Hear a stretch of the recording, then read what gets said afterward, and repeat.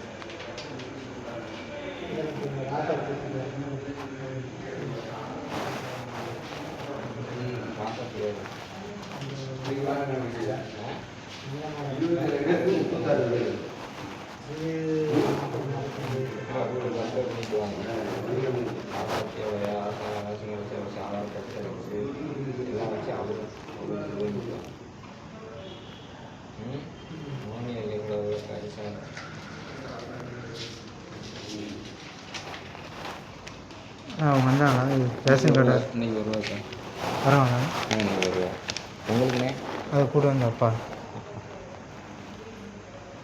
இது third time visit பண்ணிட்டாங்க.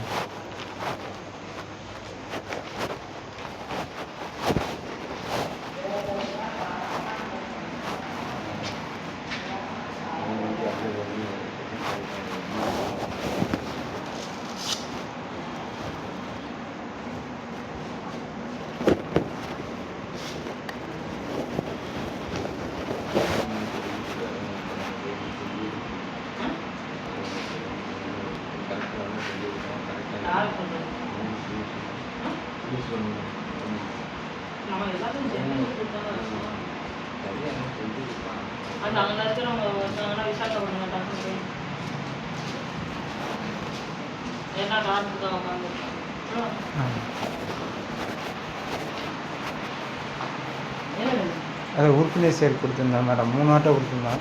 இது 3 டைம் ஆமாம் மேடம்.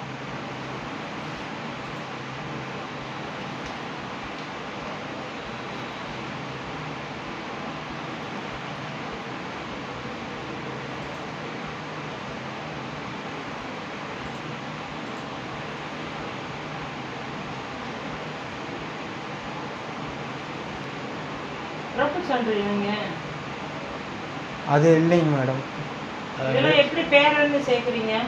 வீட்டில் இருந்து அதான் ஃபஸ்ட்டு ஆதார் கார்டு தான் கேட்டாங்க. அப்புறம் வந்து ஃபஸ்ட் டைம் ஆதார் கார்டு கேட்டாங்க, 2ஆவது டைம் மார்க் ஷீட்டு கேட்டாங்க, இப்போ 3ஆவது இது கேட்குறாங்க.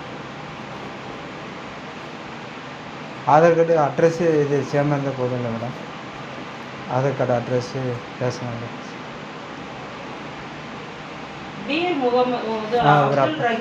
நான் தான் மேடம். உங்க அப்பா பேரு வீர் முகமது. 18 வயசு தானே இருக்கு, மயன் தானே சேர்த்துருக்காங்க. எனக்கு 58 வயசுமா. ஆனா 18 வயசு தானே இருக்கு. அவங்க மிஸ்டேக் பண்ணுறதுக்கு நாங்கள் என்னம்மா செய்ய முடியும்? நாங்கள் என்ன, நீங்கள் தானே ஒரு ஏற்றிருக்கீங்க.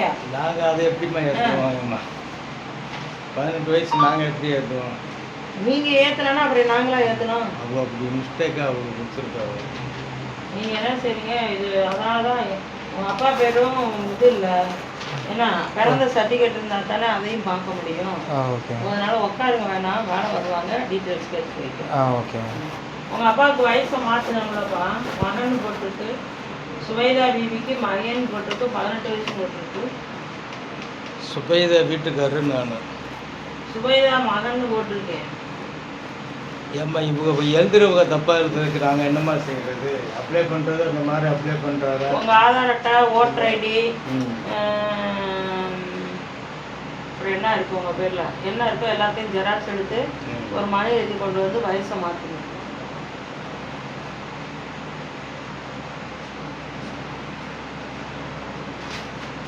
இப்போ நான் 58 வயசு இருந்துச்சுன்னா சரி, இவருக்கு மயங்க இருந்தாலும் அவங்க போட்டிருப்பாங்க. இதில் ஒரு மயனே இல்லையே, சுவேதாவுக்கே இவர் மயனில் இருக்காரு. கார் தம்பி உங்கள்கிட்ட தானே காட்டுறேன். உங்கள் அப்பானா எத்தனை வயசு இருக்கணும்? 50 வயசு. 26 வயசு ஆயிடுச்சு. உங்கள் அப்பாவுக்கு 18 வயசா? அவர் வயசை முதல்ல மாற்றி தம்பி. ஓகே. உங்களுக்கு என்ன வேணும்?